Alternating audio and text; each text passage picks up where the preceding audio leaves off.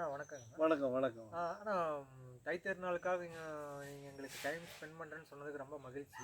இப்போ நாங்கள் உங்கள் பண்ணையெல்லாம் சுற்றி பார்த்தோம். சரி. சுற்றி பார்த்ததில் இது வந்து விவசாயம் பண்ண மாதிரியே ஏதோ காடு மாதிரி இருக்குது. இதில் எப்படி நீங்கள் விவசாயம் பண்ணுறீங்கன்னு எனக்கு புரியல. விவசாயம்னா அது வேறு மாதிரி இருக்கும். நீங்கள் ஏன் இந்த மாதிரி ஒரு விவசாய முறையை நீங்கள் பண்ணுறீங்கன்னு நீங்கள் கொஞ்சம் விளக்குனீங்கன்னா எங்களுக்கு ரொம்ப நல்லாயிருக்கும். ஆக நான் செய்கிறது விவசாயம் இல்லைன்னு நீங்கள் முடிவு அதான் அது மலங்காடு மாதிரி இருக்குது. உங்களுக்கு ஒரு சந்தேகம் வந்திருக்கு. ஆமாங்க ஆமாங்க. இந்த மாதிரி நிறைய பேர் உங்களை மாதிரி சந்தேகப்படுறாங்கன்னு சொல்லி தான் இப்படி ஒரு புக்கே நான் எழுதியிருக்கேனுங்க. Okay okay. இது என்ன புக்குங்க? ஏன் மாறினேன் இயற்கைக்கு. Okay okay okay.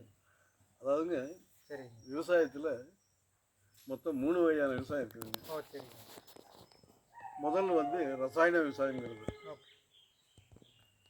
எதுக்கு எடுத்தாலும் நீங்கள் ரசாயனத்தை நம்பித்தான் செய்வீங்க. ஓகே. மண் வளம் பத்தலை அப்படின்னம்னா அதுக்கு கொண்டு வந்து உரத்தை போடுவீங்க, ரசாயனம். சரிங்க.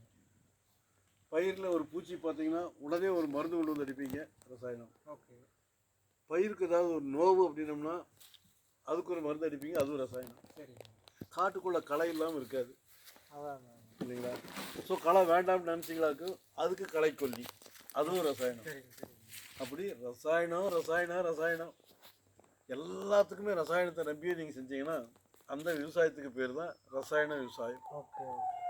அதில் என்ன தவறு வருதுன்னு கேட்டிங்கன்னா, ரயில்களை